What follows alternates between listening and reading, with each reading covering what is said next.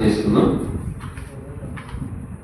మమ్మల్ని మిగిలిగా ప్రేమించిన మా ప్రియ పరలోకపు తండ్రి, మరొకసారి తండ్రి అని పిలుచుకునే భాగ్యాన్ని ఈ భూమి మీద మీరు మాకు మరలా ప్రసాదించినందుకు మీ కృతజ్ఞతలు. ఈ సమయంలో తండ్రి, మీరు మాకు రాయించిన మరి జీవగ్రంథంలో నుండి కొన్ని మాటలు పాఠంగా మేము ఆలోచించుకొని పోతుండగా సంయోజితమైన సహాయాన్ని నాకును గ్రహించుకోగలిగే మనస్సు మీ పిల్లలందరికీ వస్తుంది అర్థిస్తూ యేసుక్రీస్తు వారి శ్రేష్టమైన నామంలో ఈ ప్రార్థన మీకు సమర్పిస్తున్నాము తండ్రి, ఆమేన్. ముందుగా ఎప్పటిలాగే ఈ మనం శుక్రవారం జరుగుతున్నటువంటి మరి ఈ ప్రముఖుడికి చేరవచ్చిన దేవుని పిల్లలైన మీ అందరికీ మన ప్రభువు రక్షకుడైన యేసుక్రీస్తు వారి నామంలో నా వందనాలు తెలియజేసుకుంటున్నాను. మరి సమయంలో ఒక చక్కని పాఠాన్ని మనం ఆలోచిద్దాం. Bible open university India international వారు బ్యాచిలర్ ఇన్ బైబిల్ థియాలజీ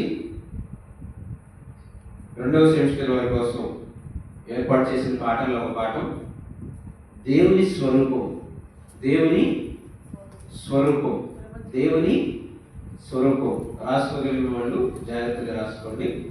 దేవుని స్వరూపం. సహజంగా మనకి కొంతమంది పేర్లు తెలుసు. స్వరూప, విన్నాం కదా మన పేర్లు.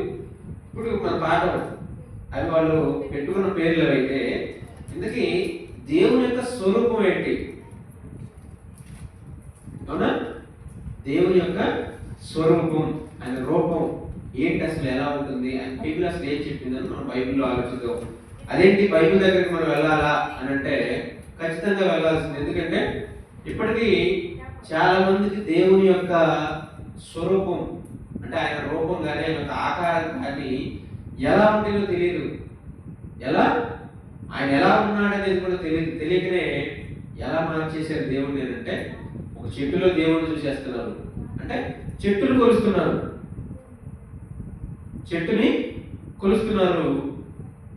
చెట్టుని దేవుడిగా కొలుస్తున్నారు. లేదా ఇంకా ఒక రాయిని కానీ లేదా మనుషుల చేత తయారు చేయబడిన వస్తువులు కానీ నిర్మాణాలు కానీ వాటిని దేవుళ్ళుగా మలిచి అంటే మనిషి మలిచిన రూపాన్ని దేవుళ్ళుగా కొనడం ఆరంభించేశారు.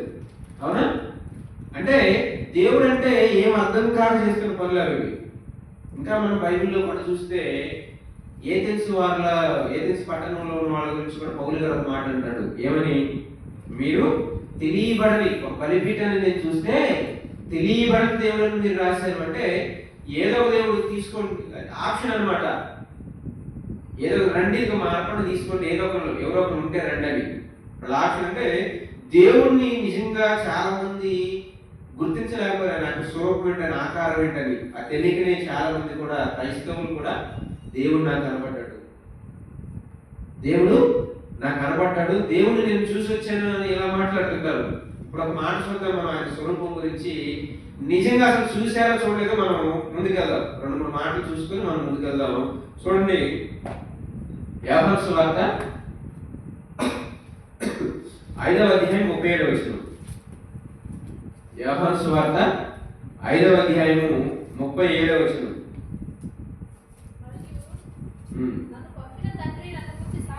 నన్ను పంపిన తండ్రియే నన్ను గూర్చి సాక్ష్యం ఇచ్చుచున్నాడు. మీరు ఏ కాలమందైనను ఆయన స్వరము వినలేదు, ఆయన స్వరూపము చూడలేదు, ఆయన ఎవరిని పంపినో ఆయన మీరు నమ్మలేదు. అంటే స్వయంగా యేసుక్రీస్తు వారు పలికిన మాట ఇది. ఏమని? అసలు మీరెవ్వరు కూడా అసలు ఆయన ఎవరు చూడలేదు.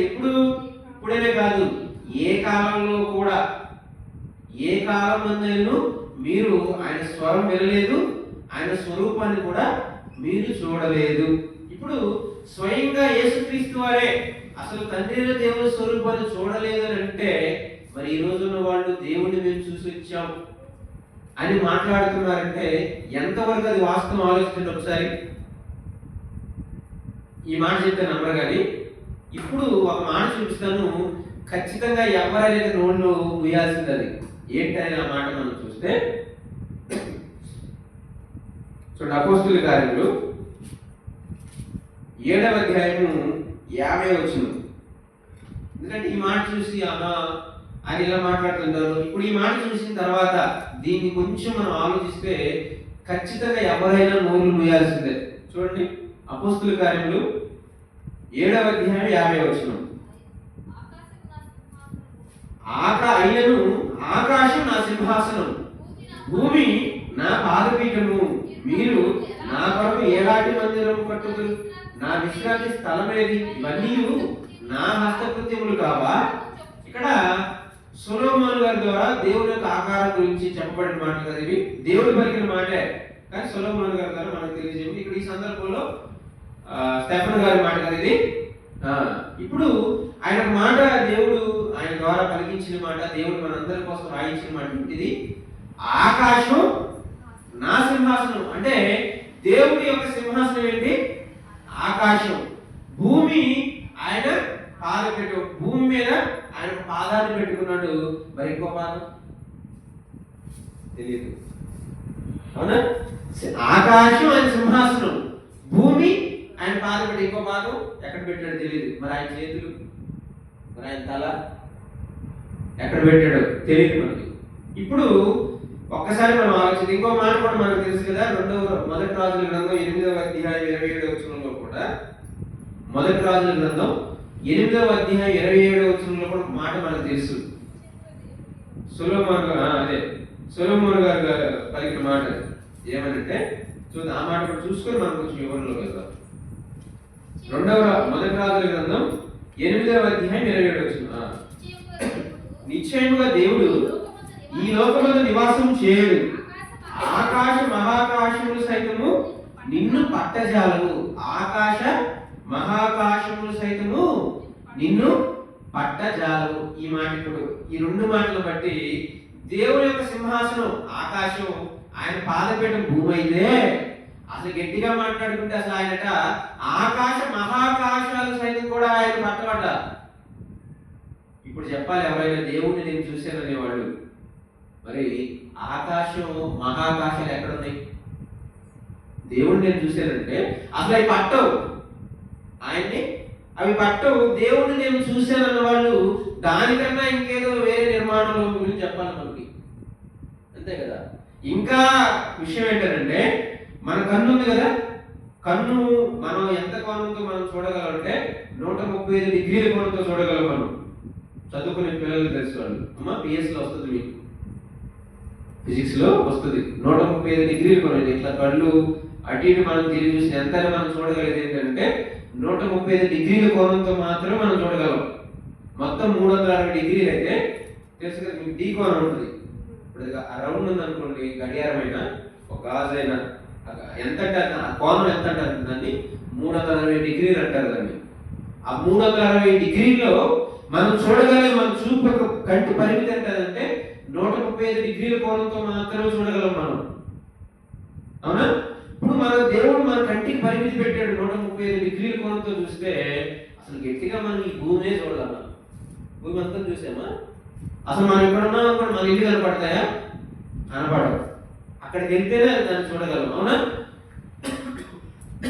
ఇక్కడున్న ప్రాంతాన్నే మనం మన కంటితో మొత్తాన్ని ఒకేసారి మనం చూడలేనప్పుడు అసలు దేవుడు ఈ ఆకాశ మహాకాశాలే పట్టకు, ఆకాశం ఆయన సింహాసనం అయితే, భూమి ఆయన పాదపీఠం అయితే నువ్వు ఆయన చూసావంటే మేము నమ్మాలా?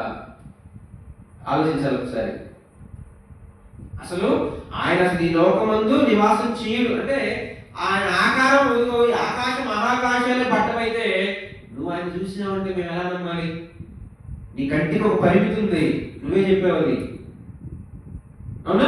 కనుక దేవుడు నాకు కనబడ్డాడు, దేవుడిని నేను చూశానన్నా కూడా అది వాక్యానుసారమైన మాట కాదు అది, ఓకేనా?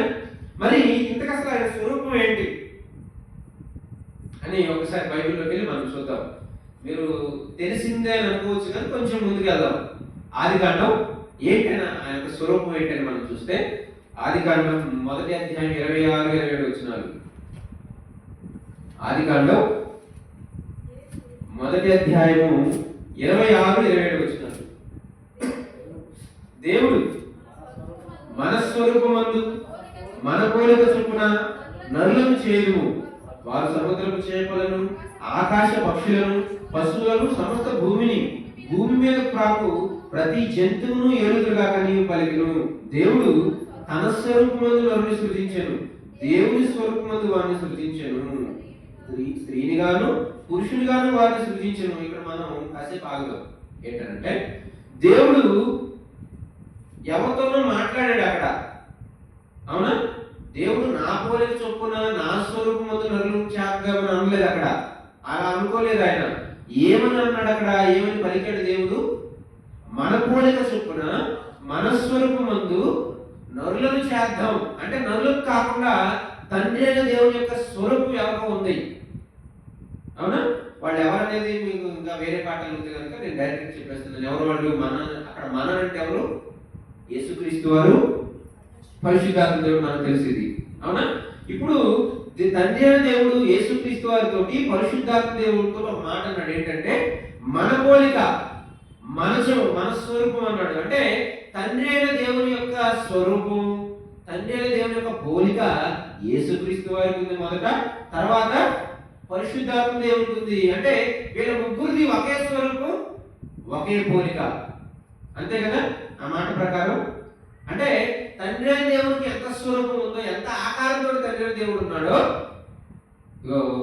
ఆ పోలికని, ఆ రూపాన్ని ఎవరికి ఇచ్చాడు? యేసుక్రీస్తు, తండ్రి అయిన దేవుడు యేసుక్రీస్తు వారికి, పరిశుద్ధాత్మ దేవునికి ఇచ్చాడు. ఓకేనా? ఇప్పుడు పరిశుద్ధాత్మ దేవుడికి యేసుక్రీస్తు వారికి ఉన్న స్వరూపం తండ్రి అయిన దేవుడిని బట్టి వస్తే, ఇప్పుడు అదే పోలికను ఎవరికి ఇచ్చాడు దేవుడు?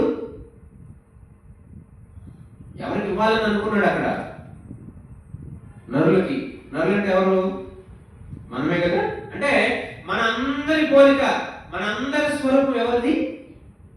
దేవుని స్వరూపం, అవునా? దేవుని స్వరూపం కదా. మరి ఆయన స్వరూపం ఎంత ఉంది? ఆయన ఆకారం ఆకాశ మహాకాశాలు పట్టు ఆకాశమైన సింహాసనం, భూమి ఆయన పాదపీఠం. అయితే మనమైతే 6 అడుగులు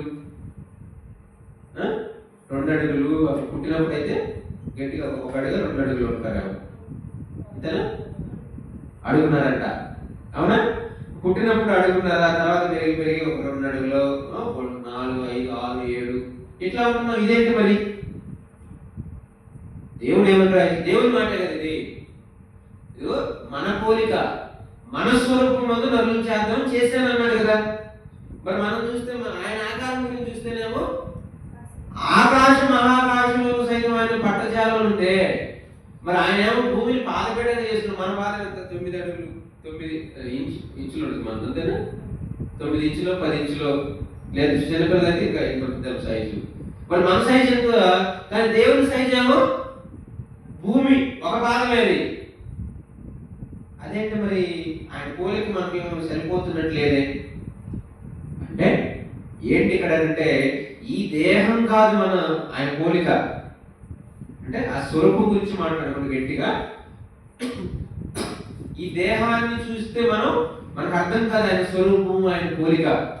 మరి దేన్ని చూడాలంటే, మనం విన్నాం కదా ఎవరు నీ శత్రువు అనే పాటల్లో, లేదా ఓ మనిషి ఎవరన్నా మనం విన్నాం కదా చాలా సందర్భాల్లో. మనం ఎవరు? మనందరం ఎవరు? ఆత్మలు కదా. మనం అందరం ఎవరివి? ఆత్మలు కదా.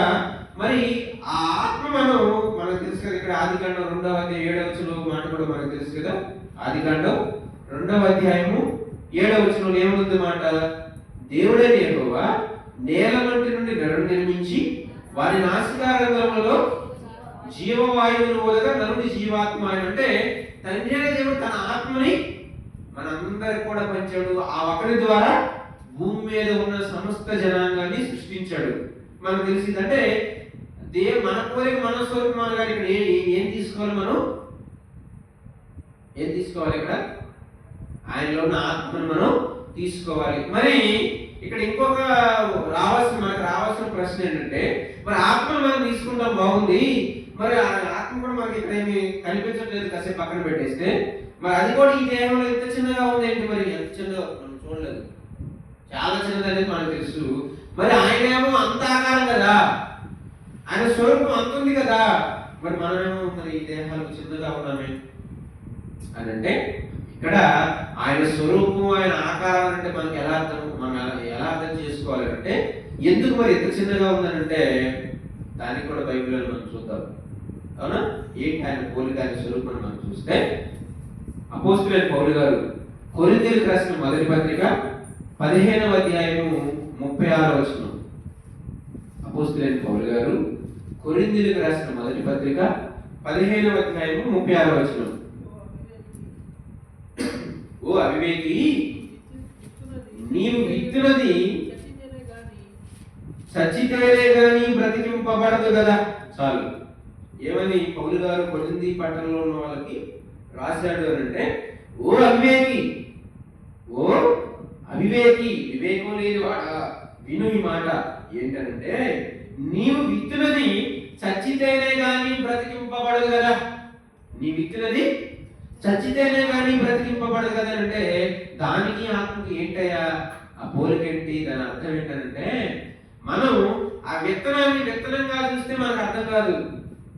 మనం ఎంత ముందుకు ఆలోచించాలంటే, ఆ విత్తనాన్ని మనం నాటామనుకోండి, అదేమవుతుంది, చిన్న చిన్నగా పెరిగి పెరిగి పెరిగి మహావృక్షం అయిపోతుంటుంది.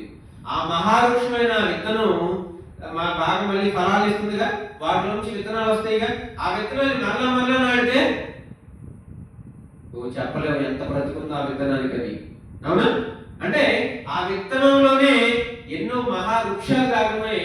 ఆ విత్తనానికి అంత బ్రతుకుంటే, ఆ విత్తనంలోనే అంత ఉంటే, మరి మనిషి దేహాన్ని నడిపించే ఈ ఆత్మకి ఇంకెంత బ్రతుకుండాలి, మరి ఆ రూపం ఇంకెంత ఉండాలి ఆలోచించండి. ఆ రూపం అనేది ఈ దేహంలో ఉండి ఆలోచిస్తే నీకు అర్థం కాదు దేవుని స్వరూపం. నువ్వు చచ్చిన వెంటనే ఈరోజు చనిపోయాడు కదా అన్న అన్న, అవునా? ఈరోజు చనిపోయాడు కదా. ఇప్పుడు ఆ అన్నకి ఇప్పుడు అర్థమై ఉంటుంది ఆయన రూపం ఏంటో, ఆయన ఆకారం ఎలా ఉంటుందో. మాసిపోయిన నేను కూడా ఎంత బ్రతికని అనుకుంటా ఉండొచ్చాము. అవునా? కనుక ఆ రూపం విత్తనం ఎప్పుడు నాడతాం మనం? పచ్చిది నాడతారా? ఎండిపోతేనే కదా. అంటే ఎండిపోవడం చచ్చిపోవడం మన భాషలో. అంటే నీవు ఈ దేహంలో ఉంటే నీకు అర్థం కాదు. మనిషిగా నువ్వు చూస్తే నీకు దేవుడి యొక్క స్వరూపం అర్థం కాదు. ఒక విత్తనం ఎలా అయితే భూమిలో పడి చచ్చిన తర్వాత అది మరలా పెరిగి మహావృక్షం అవుతుందో, ఒక చింత చెట్టైనా, మర్రి చెట్టైనా, మామిడి చెట్టైనా, అది ఏ వృక్షమైనా సరే మహావృక్షాలుగా మారిపోతుందో, ఏ క్షణం అయితే నువ్వు చస్తావో వెంటనే నీ రూపాన్ని నువ్వు చూడగలవు. అందుకే ఆత్మ చచ్చిపోయిన తర్వాత ఎన్ని నిమిషాలు వెళ్ళిపోతుంది, ఎన్ని గంటలకు వెళ్తుందమ్మా? అంతే కదా, గంటల పడుతుంది కదా. అవునా కదా? ఇప్పుడు చిన్నపిల్లలు ఉన్నారు అనుకోండి, ఇక్కడ నుంచి అక్కడికి ఎన్ని అడుగులు వేస్తాడు? అక్కడి నుంచి ఆ బండ దాకా 10 అడుగుల దాకా వేయచ్చు చిన్నపిల్లలు. మనమైతే 1 2, అంటే మన ఆకారం పెద్దది కనుక. ఇప్పుడు ఆత్మ ఒక క్షణంలోనే పాతాళానికి వెళ్ళిపోతుందంటే ఆ ఆత్మకి ఎంత పెద్దదో ఆలోచించాలి. మనం చూడండి, ఈ ఊరు నుంచి ఒంగోలు వెళ్ళడానికి గంట బాబు, ఒక ఊరు ప్రయాణం చేయాలంటే శరీరంలో ఉన్నాను, కానీ ఆత్మట చచ్చిపోతే ఒక క్షణంలోనే పాతాళానికి జారిపోతుందట. అంటే ఎంత పెద్దదైతే వెళ్ళిపోతుంది, దానికి ఆత్మ ఉన్న వేగం ఎంత ఆలోచించండి ఒకసారి. మనం కాసేపు ఇక్కడి నుంచి నడిస్తే అలసిపోతాం, ఒక 5 నిమిషాలు పరిగెడితే అలసిపోతాం. అవునా? అంటే మన వేగాన్ని బట్టి చిన్నపిల్లలు తొందరగా పరిగెత్తి, మనం అయితే కొంచెం స్పీడ్గా పరిగెత్తగలం. అవునా? ఇప్పుడు ఆత్మకి ఎంత వేగం ఉండబట్టి ఒక క్షణంలో వెళ్ళగలుగుతుంది పాతాళానికి ఆలోచించండి. ఎంత పెద్ద నిర్మాణమో మనం కూడా. ఓకేనా? ఇది పార్ట్ 1 దేవుని స్వరూపంలో ఇది ఒక ఎత్తు. ఇది కొంత ఇది అయిపోలేక ఇప్పుడుంది అసలు. ఇది దేవుని స్వరూపం. ఇదైతే ఇప్పుడు ఆలోచించాలి మనం ఎలా మన ఆత్మ రూపంగా దేవుని స్వరూపం అని విన్నాం కదా. ఇప్పుడు ఈ మాట అపోస్తలుడైన పౌలు గారు, ఇది గుర్తుపెట్టుకోవాలి ఇంతవరకు, ఇది ఒక పార్ట్ అనమాట. అపోస్తలుడైన పౌలు గారు గలతీయులకు రాసిన పత్రిక 4వ అధ్యాయము 19వ వచనం. అపోస్తలుడైన పౌలు గారు గలతీయులకు రాసిన పత్రిక 4వ అధ్యాయం 19వ వచనం. నా పిల్లలారా, గలతీ పట్టణంలో ఉన్న సంఘానికి పౌలు గారి ద్వారా దేవుడు రాయించిన మాట ఏమనంటే, నా పిల్లలారా, క్రీస్తు స్వరూపము మీ యందు ఏర్పడే వరకు మీ విషయమై మరలా నాకు ప్రసవ వేదన పడు కలుగుచున్నది. ఈ చూడండి ఒకసారి ఆలోచించండి. ఇక్కడ ఇప్పటి వరకు మనం ఏం విన్నాము? మనం అందరం కూడా దేవుని స్వరూపం విన్నాం ఆత్మలుగా. అవునా? మనం అందరూ ఆత్మలుగా దేవుని స్వరూపం అయితే మరి తండ్రి దేవుని స్వరూపమే క్రీస్తుకుందని, పరిశుద్ధాత్మ దేవునికి ఉందని విన్నాము. అదే మనకి ఇచ్చాడని విన్నాం కదా. మరలా ఇక్కడ ఏంటి పౌలు గారు అంటున్నాడు, నా పిల్లలారా క్రీస్తు స్వరూపం ఏంది ఏర్పడాలంటున్నాడు. ఇదేంటి ఆలోచించాలి ఒకసారి. మనం అందరం ఇప్పుడు దాకా విన్నామే, సగం పాట విన్నాం కదా. ఈ పాటలో మనం విన్నదేంటి? మనమే దేవుని స్వరూపం ఆత్మలుగా విన్నాం. అవునా? అదే క్రీస్తు కూడా ఉంది ఆ స్వరూపం అని విన్నాం. అంటే క్రీస్తు స్వరూపం మన స్వరూపం ఒకటే అని విన్నాం. అవునా? ఇప్పుడు పౌలు గారు ఏంటి కొంచెం కొత్తగా మాట్లాడేటది ఇక్కడ, నా పిల్లలారా క్రీస్తు స్వరూపము మీ యందు ఏర్పడు వరకు మరలా నాకు ప్రసవేదన కలుగుతున్నది. అంటే మన భాష చెప్పుకుంటే ప్రసవేదన అంటే కనీ నొప్పులు అంటారు చూసారా? అంటే గర్భవతిగా ఉన్నాడట, డెలివరీకి సిద్ధంగా ఉన్నాడట పౌలు గారు మన భాషలో చెప్పుకుంటే. మరలా అంటే మరలా నాకు ప్రసవేదన కలుగుతున్నది అని అంటే ఆల్రెడీ ఒకసారి అయిపోయింది కదా. మరలా కలిసి ఎన్నిసార్లు మొత్తం మీద కానీ మరలా నాకు ప్రసవేదన కలుగుతుంది ఆల్రెడీ ఒకసారి అయినా అయింది, అంతే కదా.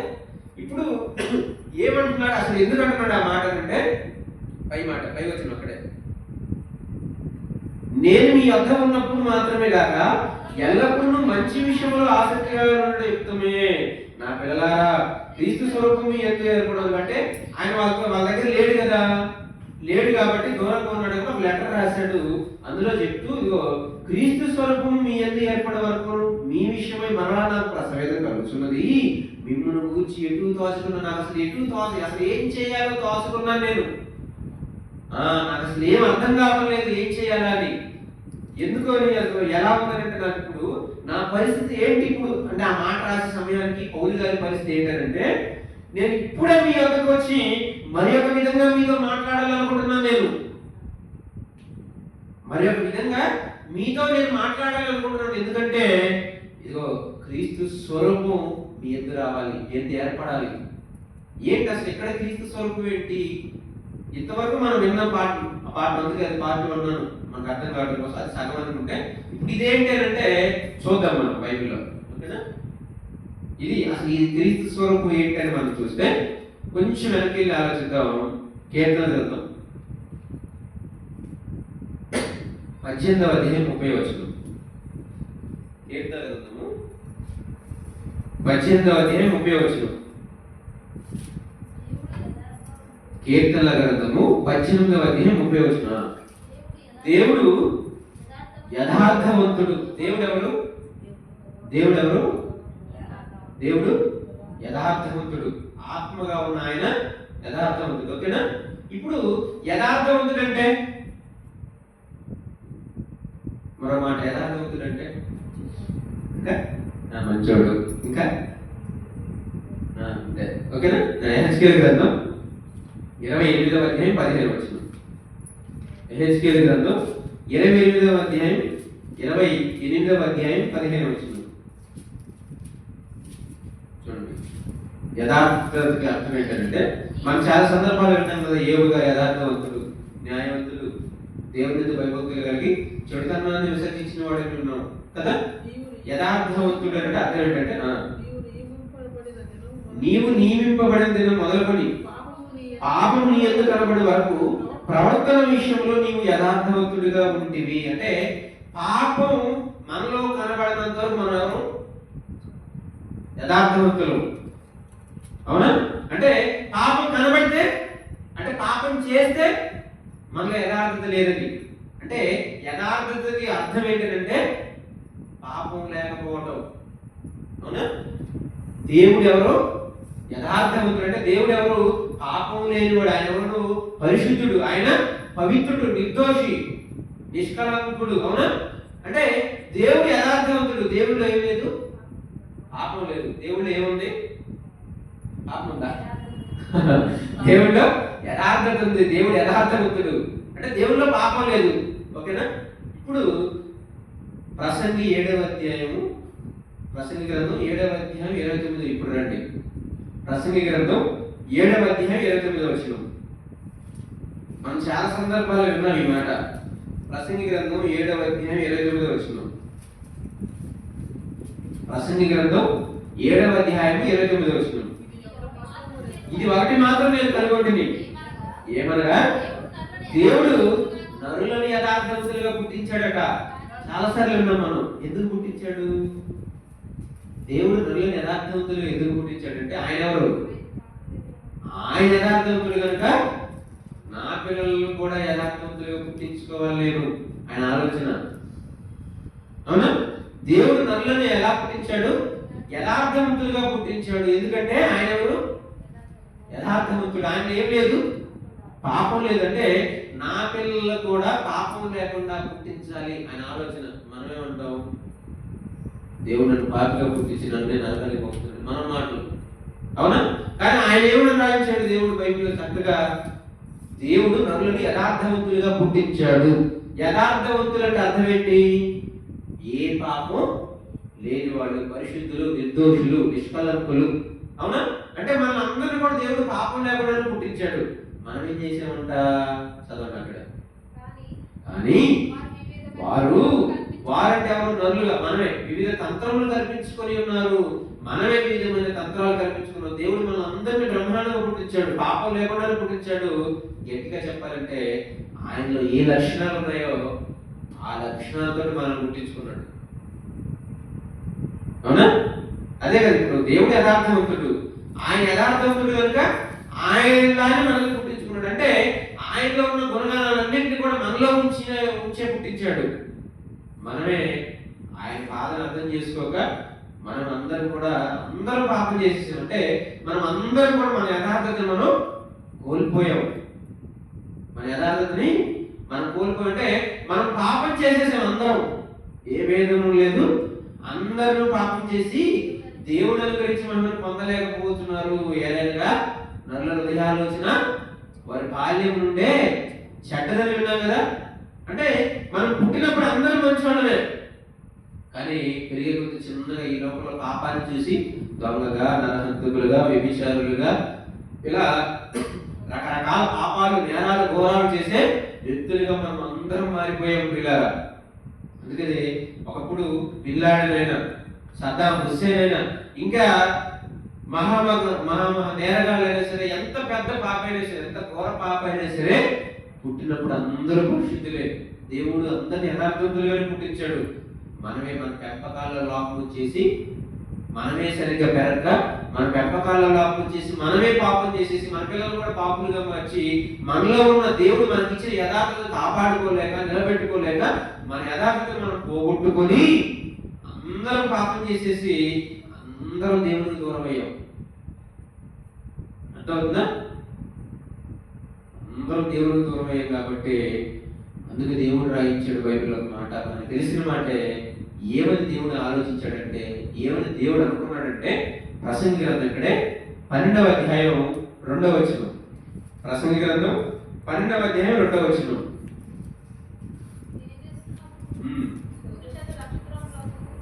చీకటి గమ్మక ముందే, వారం వేసిన తర్వాత మేఘములు మరల రాకముందే నీ బాల్య దినములు ఎందే నీ సృష్టికర్తను స్మరణకు తెచ్చుకొనుము. నీ బాల్య దినములు ఎందే నీ సృష్టికర్తను స్మరణకు తెచ్చుకో. స్మరణ కంటే స్మరణ తెచ్చుకోవడం అంటే తల్లి సరిగ్గా పెద్దగా చెప్పు. అంతేనా? నిజమేనా? ఏదో చెప్పావు అంటే స్మరణకు తెచ్చుకోవడం అంటే గుర్తు చేసుకోవటం అంటాం.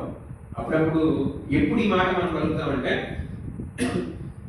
అదిగో నీకు ఆ రోజు డబ్బులు ఇచ్చాను గుర్తు తెచ్చుకో, లేదా అలాంటి వస్తువు అదిగో అక్కడ పెట్టమని ఇచ్చాను గుర్తు చేసుకో. ఎప్పుడు అంటాం ఇటువంటి మాటలు? మర్చిపోయినప్పుడు కదా. అవునా? దేవుడు కూడా మరి ఇదిగో నాయన నీ బాల్య దినములు ఏంటే నన్ను స్మరణకు తెచ్చుకో అని అన్నాడంటే, ఇక ఎంత దేవస్థితిలో మనం ఉన్నాము, ఎంతలా దేవుడు బాధపడుతూ మాట రాయించాడో మనకు అర్థం అవ్వాలి. అవునా? స్మరణకు తెచ్చుకోలేదు, గుర్తు చేసుకున్న మాట ఎప్పుడంటాం మనం? మర్చిపోతేనే కదా. అవునా? దేవుడు రాయించాడు కదా మనకి, కన్యక తన ఆభరణములు మర్చున, పెండ్లి కుమార్తె తన వస్త్రములు మర్చిపోవునా, నా జనులు నన్ను నన్ను లెక్కలేనన్ని మార్లు మర్చిపోయి ఉన్నారు. అలా మర్చిపోయారు కనుకనే ఇదిగో నీ బాల్య దినములు ఏందే నన్ను జ్ఞాపకం చేసుకుని ఆయన దేవుని ఆలోచన. ఎందుకని అందరూ దేవుడు మర్చిపోయాం. మర్చిపోవటమే కాకుండా ఆయనలో ఉన్న యథార్థత, ఆయన మనకిచ్చిన యథార్థత మనం అందరం కూడా కోల్పోయాం కనుక ఇదిగో నాయన ఇదిగో మీలో మళ్ళా ఆ యథార్థత రావాలి. మీలో పాపం లేని ఆ జీవితం మళ్ళా రావాలి. మీలో అలా రావాలంటే ఇదిగో మీ బాల్య దేవుడి నుంచి నన్ను జ్ఞాపకం చేసుకోవాలి. ఈ మాట మనం పాటించడం లేదు కానీ దెయ్యం పాటిస్తుంది తెలుసా? ఎలా చెప్పమంటారా? బాల్య దినములు ఏంటంటే ఇదిగో నన్ను జ్ఞాపకం చేయండి అని దేవుడు రాయించాడు కదా, అవునా కదా? ఇంకా కొంచెం వెనక్కి వెళ్తే నీ ఇంట కూర్చున్నప్పుడు, నువ్వు త్రోవ నడుచున్నప్పుడు, నువ్వు పండుకున్నప్పుడు, లేచినప్పుడు నా మాటలు వచ్చి నేర్పించమన్నాడు దేవుడు. ఇంకా వెనక్కి వెళ్తే ఇదిగో నీ తల్లి గర్భంలో ఉన్నప్పుడే ఇదిగో బిడ్డలు మీ మాటలన్నీ కూడా వింటుంటారు. యోహాను గారు కదా నేర్పించాడు. ఏమన్నాడు యోహాను గారు? మరియమ్మ గారి వందనం వచ్చిన వినగానే గంతులు వేశాడని విన్నాం కదా. అంటే నీ గర్భంలో ఉన్నప్పటి నుంచే బయట పరిస్థితులు పిల్లలు వింటారు. అప్పటి నుంచే నువ్వు జాగ్రత్తగా ఉండాలని దేవుడు రాయిస్తే చూడండి, తల్లి గర్భంలో ఉన్నప్పటి నుంచే ఏమి వింటారు పిల్లలు? అందరు దేవుని పాటలు పెడుతున్నారా? అందరూ దేవుని గురించి వింటున్నారా? మరి మనతో ప్రయాణాలు చేసేటప్పుడు దేవుడి గురించి చెప్తున్నారా? మనం కూడా చెప్తాం ఏమంటే అలా నప్పుడు వాడు మనం డీల్ చేశారు, మనతో బాగా మనం నేర్పిస్తాం. ఎప్పుడైనా సరే పగ తీర్చుకోవాలను, నేను తీర్చుకోలేకపోయాను, ఆ రోజు మా పగ తీర్చాల్సిందే. లేదా ఈ గట్టు మొదలుకుంటే ఆ గట్టు వరకు అంతా మందే మనం నేర్పించేవి. లేదా మనకి ఇన్ని ఆస్తిపాస్తులు, లేదా మనకి ఎంతమంది చుట్టాలు ఉన్నారు, లేదా మనకు అది ఉందని ఇది ఉందని, లేదా ఇదిగో అందరినీ పరిచయం చేస్తుంటాం కానీ దేవుణ్ణి పరిచయం చేసిన వాడు కరువైపోయాడు. అందుకే దేవుడు రాయించాడు, నీ బాల్య దినములంటే నీ సృష్టికర్తను స్మరణకు తెచ్చుకో. ఇది దెయ్యం పాటిస్తుంది. ఎలా అంటే దేవుడి నుంచి ఎవరు నేర్చుకోకపోతే ఇంకేం నేర్చుకుంటున్నారు? అన్ని లోక సంబంధమైనవే కదా. ఇదిగో నువ్వు ఎలా రాయించావు కదా, నేను నేర్పిస్తాను, నా పాటలు నేర్పిస్తుంది. అది ఈరోజు ఎందుకు దేవుని గురించి నా జ్ఞానాన్ని చిన్ననాటి నుంచి నేర్చుకోలేకపోతున్నారంటే దెయ్యం పాటిస్తుంది ఈ మాట. నేను నేర్పిస్తాను ఆ మాటలని. నువ్వు నిన్ను జ్ఞాపకం చేసుకోమన్నావు, కానీ నేను నిన్ను విడిచిపెట్టి నన్ను పరిచయం చేస్తా, నన్ను జ్ఞాపకం చేసుకునేలా నేను చేస్తా. దెయ్యం చూడండి ఎంత చక్కగా పాటిస్తుందో వాక్యం. అది తన రూట్లో మనం తెలిసి కూడా మనం పాటించట్లేదు. అది చూడండి, దానికి నరకం రాదని తెలిసిన ఎంత చక్కగా వాక్యాన్ని వాడుకుంటుందో, పరలోకం రాదని తెలిసిన, నరకానికి అని తెలిసిన ఎంత చక్కగా వాక్యాన్ని వాడుకుంటుంది. మనమేమో తెలిసి కూడా వాక్యాన్ని పాటించలేకుండా ఇంకా ఈ లోకంలో నాశనం అనుకోవాలి. చూడండి, అవునా? ఇంకా చిన్ననాటి నుంచే బాల్య దినం నుంచి మనం బాగా భక్తులు ఎదుగుతుంటే మనం ఇంకా వయసు పెరిగే కొద్దీ మనం పెద్దవాళ్ళమైనా సరే ఆ భక్తులు మనం ముందు కొనసాగుతాం. దెయ్యమాలే సరే ఇప్పుడే నిన్ను వెలగొట్టాననుకో, తర్వాత నువ్వు అసలు దేవుడు జ్ఞాపకం చేసుకో. నీ పెద్ద వయసు వచ్చినా సరే, నీ ముసలి వయసుకు వచ్చినా సరే, లేదా నువ్వు చచ్చే స్థితికి వచ్చినా సరే దేవుడిని నువ్వు జ్ఞాపకం చేసుకో. దేవుడి దగ్గర నువ్వు బాలేవు, నాతో పాటు నువ్వు నరకానికి రావాలి. దెయ్యం ఆలోచన. అందుకే మనం ఎవ్వరం కూడా చూడండి దేవుడిని జ్ఞాపకం చేసుకోలేకపోతున్నాం. అందుకే పాపం చేయకుండా ఉండలేకపోతున్నాం. మన యథార్థతను మనం కాపాడుకోలేకపోతున్నాం. దేవుడు కూడా రాయించాడు కదా, ఆ దేవుడు ఆత్మ కనుక ఆయన ఆరాధించుకొని ఎలా ఆరాధించాలని తండ్రి కోరుకుంటున్నాడు? ఆత్మతోనూ సత్యంతో. పైన ఒక మాట అంటాడు, ఎలా ఆరాధించాలట? ఆయన ఆరాధించే వాళ్ళు ఎలా ఆరాధించాలట? యథార్థంగా ఆరాధించాలంటే పై మాట చూసే ఉన్నారు కదా. యోహాను సువార్త 4వ అధ్యాయం ఉంటుంది, అక్కడే చూడండి కావాలి. యోహాను సువార్త 4వ అధ్యాయము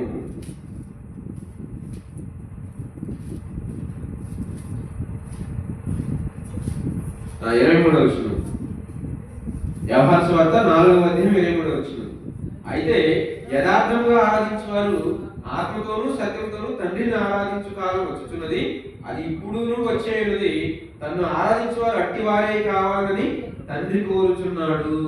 అంటే దేవుడిని మనం ఎలా ఆరాధించాలట? యథార్థంగా ఆరాధించాలంటే ఏ పాపం లేకుండా ఆరాధించాలట దేవుడి కోరిక. కానీ అందరం ఎలా ఉన్నాం? మనం పాపం చేస్తున్నాం, ఆదివారం వచ్చి రొట్టె ద్రాక్ష తీసుకున్న దేవ మా పాపాలు క్షమించు. అవునా? అందరం చూడండి యథార్థత కరువు అయిపోయింది జనాల్లో. అందుకే మనం బాల్య దినాల నుంచి దేవుడిని జ్ఞాపకం చేసుకోవాలి. ఒక యేసుక్రీస్తు వారు ఆయన మనకు మాదిరి కదా. చిన్ననాటి నుంచి ఆయన తండ్రి దగ్గర నేర్చుకున్నాడు. తండ్రి దగ్గర నేర్చుకుని ఈ లోకానికి పంపబడితే 12 ఏళ్ల నుంచి ఆయన వాక్యం చెప్పడం ప్రారంభిస్తే ఆ వయసులోనే ఆయన ఎదిరించేవారు లేడట. మనోళ్ళు చెప్తే మనోళ్ళు వస్తుంది పంటభూతులు. అవునా? అంటే మన పిల్లలు ఏమి నేర్చుకుంటున్నారు, అసలు ఎక్కడ వాళ్ళ స్నేహితులు ఎలా ఉన్నారు, ఇవన్నీ కూడా మనం బాగా ఆలోచించాలి. ఎందుకంటే మన దగ్గర బాగున్నా సరే పిల్లలు అమ్మ చూస్తుంది, మా నాన్న చూస్తున్నారు, లేదా మా ఇంట్లో వాళ్ళు చూస్తున్నారు, లేదా నాకు తెలిసిన వాళ్ళు చూస్తున్నారు అని ఎంతవరకు మనం ఉన్నంత వరకు బాగానే ఉంటారు. తర్వాత వాళ్ళు ఎలా ఉంటున్నారో మనకు తెలియదు కదా. కనుక మనం ఎప్పుడు కూడా ఒక నిఘా ఉంచాలి. ఒక కన్యేసించిన వాడి మీద అంటుంటామే, ముందు మన కుటుంబాల మీద కన్యేసించాలి మనం. కనుక దేవుని యథార్థంగా ఆరాధించాలి. యేసుక్రీస్తు వారు అలా ఆరాధించారు. ఆ దేవుడు యేసుక్రీస్తు వారు అలా నేర్పాడు. అవునా? అలా నేర్పబట్టే నాలో పాపం ఉందని మీలో ఎవరు స్థాపించగలడు? ఆ మాట మరోలా చెప్పండి. నేను నాలో యథార్థత లేదని మీలో ఎవరు చెప్పగలరు? మనకు అర్థం కావడానికి చెప్తున్నాం. అవునా? అంటే యేసుక్రీస్తు వారు ఒక యథార్థవంతుడు. ఆయన ఏ పాపం లేదు. ఇదంతా ఎక్కడని చెప్పాడు ఆయన? నాది కాదు, తండ్రి నాకు నేర్పాడు. అవునా? నేను నేర్చుకున్నాను, ఇక్కడ పాటిస్తున్నాను, అక్కడ చూశాను నా తండ్రిలో యథార్థత ఉంది, నాలో కూడా ఉండాలి. అది నా తండ్రిలో లేని పాపం నాలో ఎందుకు? సో యేసుక్రీస్తు ఎలా ఆలోచించాడు? మనం అందరం కూడా ఏంటంటే మనం చేసే తప్పులు, బావి బాగుంటున్నాడా, భిక్షాలు బాగుంటున్నాడా, దానిలు బాగుంటున్నాడా అని ఎలా వేల చూస్తున్నాం మనం. కానీ ముందు మన భక్తిని మనం చూసి యేసుక్రీస్తు బైబిల్ దేవుడు ఏమని రాయించాడు? సులువుగా పాపంలో పెట్టు, సులువుగా చిక్కులు పెట్టి పాపంలో పడకుండా విశ్వాసానికి కర్త యేసుక్రీస్తు వారు. ఆయన చూడమని చెప్తే మనం ఏం చేస్తున్నాం? మా ఇంటి పక్కన వాళ్ళు బాగున్నారా, మా ఊరు బాగున్నారా, వీధులు ఆడు బాగున్నారా, వీళ్ళు బాగున్నారని ఇలా అందరు చూసి మనం ఉన్నది బాగొట్టుకుంటున్నాం. మనుషులు చూసి సులువుగా పాపంలో పడిపోతున్నాం. మనం చూడవలసింది ఎవరిని? యేసుక్రీస్తుని చూస్తే మన యథార్థత మనం కాపాడుకోగలం. ఇప్పుడు ఆలోచించండి. మరి ఈ యథార్థ ఎవరు లేకపోతే దేవుడు నన్ను జ్ఞాపకం చేసుకోవాలని కోరుకుంటే ఎలా వస్తుంది అంటే చిన్ననాటి నుంచి ఇలా మనం ఎదుగుతుంటే ఒక స్థితికి వచ్చేసరికి మనం కూడా యేసుక్రీస్తు వాళ్ళగా అవ్వగలం. మీరేదో అనుకోవచ్చు, ఏదో ఎప్పుడు కూడా క్లాసులు రమ్మంటున్నారు, ప్రార్థన అంటున్నారు, ఆరాధన అంటున్నారు, సువార్త అంటున్నారు, మీరు అనుకోవచ్చాము. అసలు సంఘం అంటే ఏంటో తెలుసా? ఒక మాటలు ముందుకెళ్తారు. ఏంటంటే ఇప్పుడు మనకు తెలుసు, కొంతమంది శిక్షణ తీసుకుంటారు.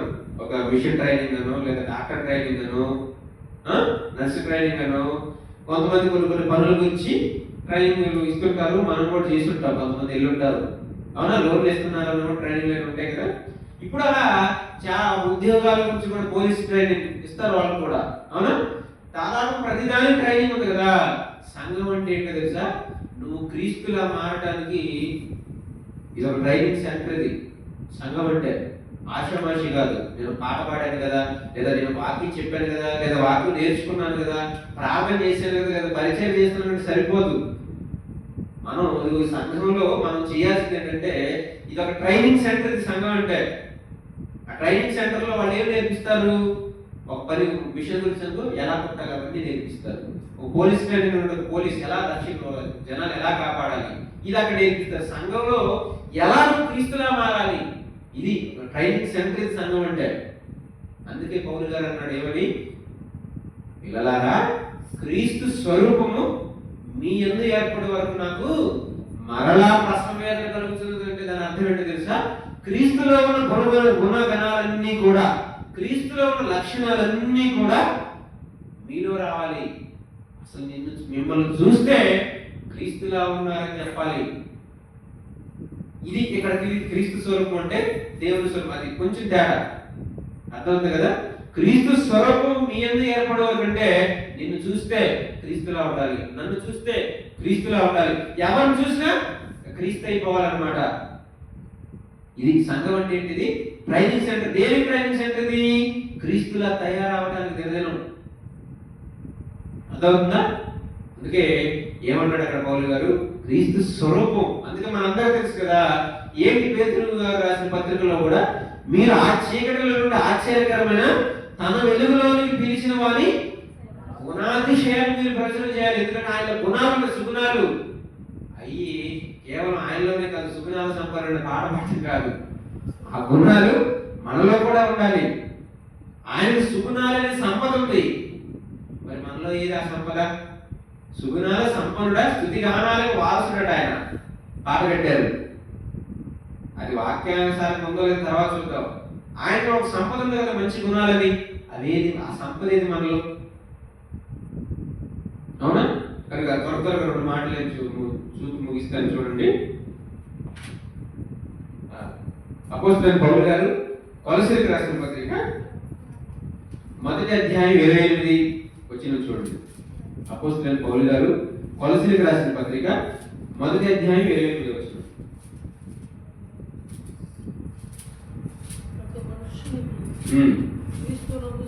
ప్రతి మనుష్యుణ్ణి క్రీస్తునందు సంపూర్ణునిగా చేసి ఆయన ఎదుట నిలవబెట్టాలి.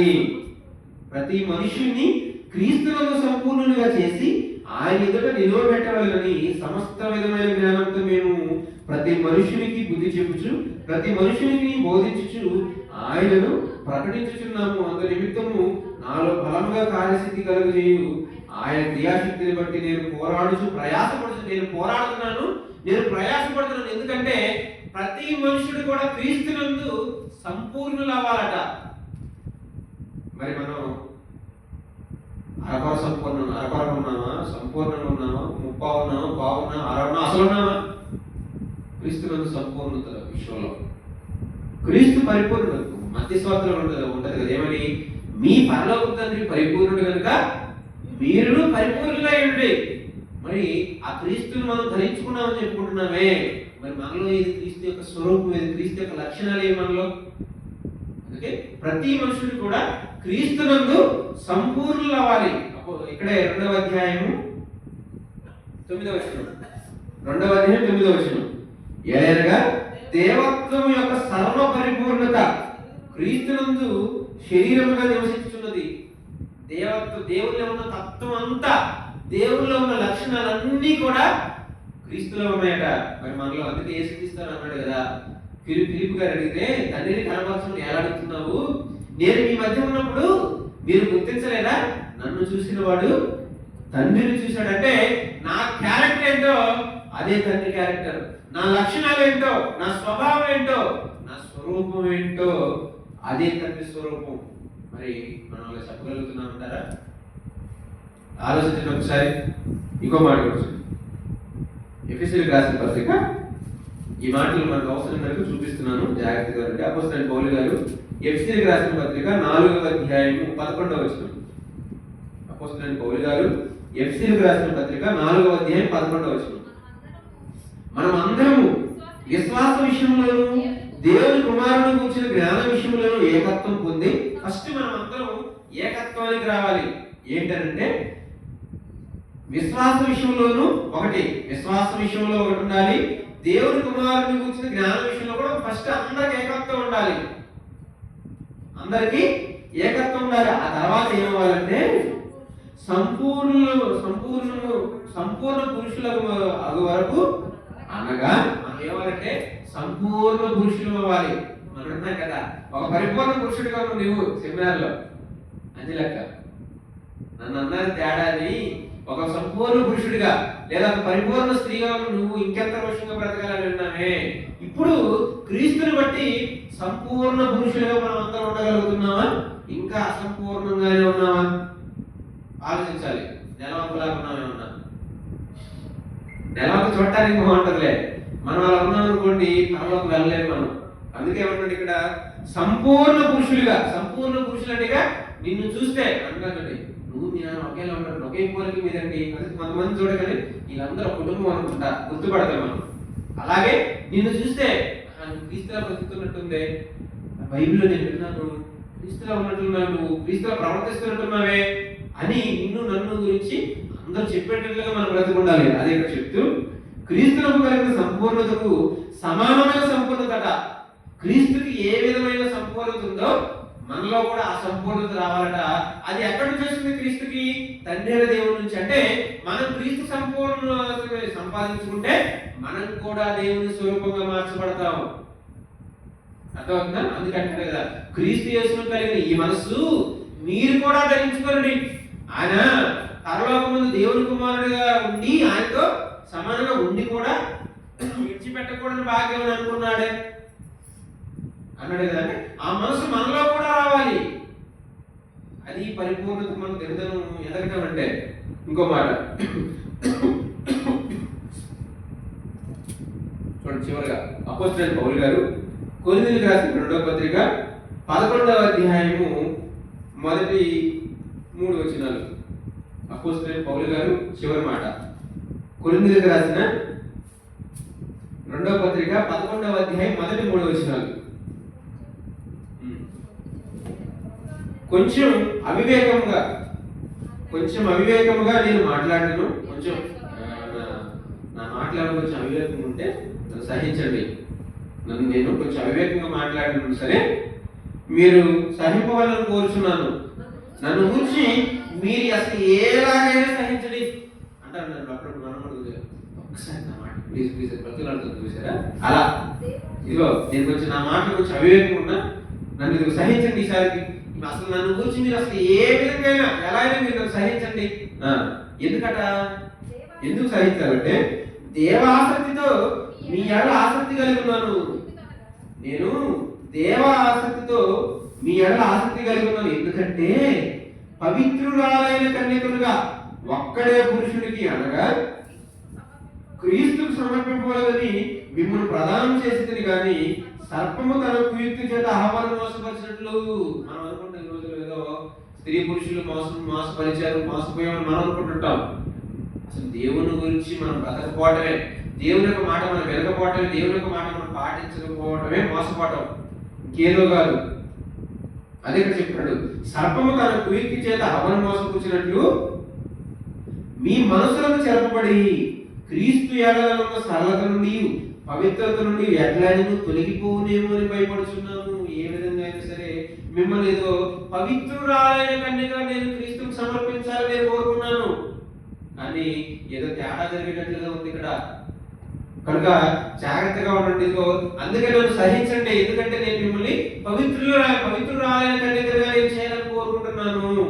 మరి ఏ పురుషుడైనా నాకు మంచి భార్య కావాలని కోరుకుంటాడా? ఏం కాదు 4-5 తెలుగులో నేను నమ్మని అంటాడా?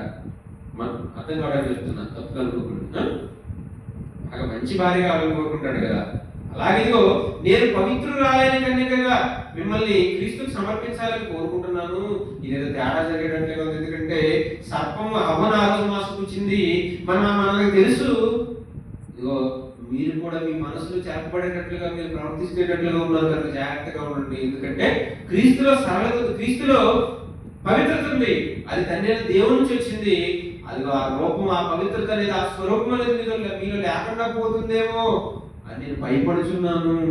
కనుక మరలా నాకు ప్రశ్న మీద కలుగుతుంది. అక్కడ ఎందుకు ఆ మాట అన్నాడంటే భిన్నమైన సువార్తకు తిరిగారట గల్తీ పట్టణంలో ఉన్న సంఘం.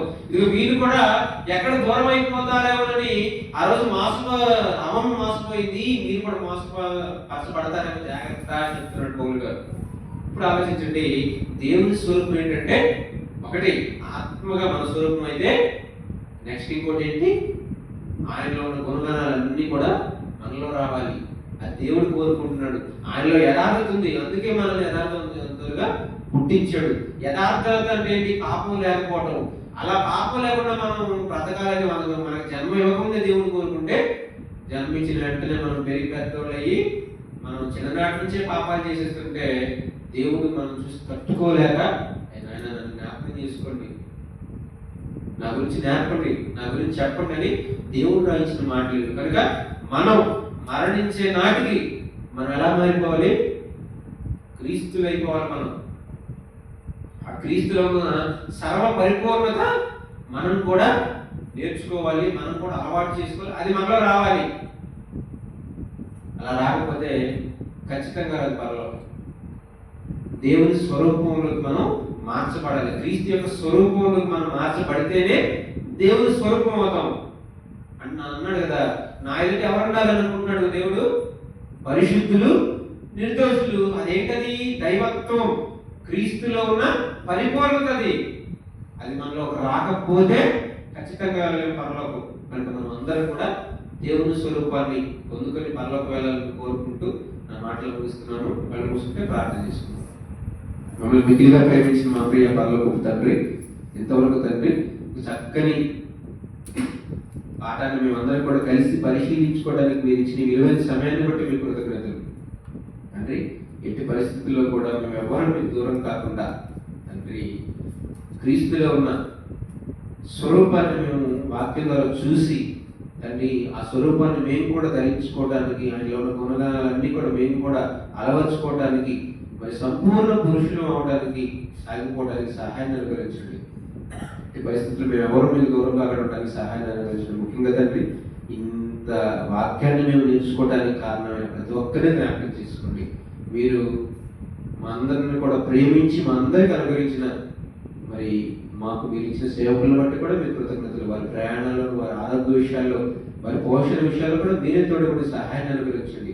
మా జీవితకాలం అంతా కూడా తండ్రి ఈ విధంగా మేము కలిసి మీ పనులు ముందుకు సాగుతూ తండ్రి మా యథార్థతను మేము కాపాడుకుని మీ చెంతకు చేరిన భాగ్యాన్ని మా అందరికీ బట్టి తండ్రి సంఘం ద్వారా జరుగుతున్నటువంటి ప్రతి పనిని జ్ఞాపకం చేసుకుంటూ విజయవంతంగా జరిపించండి. క్రీస్తు నామములో ప్రార్థన మీకు సమర్పిస్తున్నాము తండ్రి. ఆమేన్. అందరికీ వందనాలు. థాంక్యూ.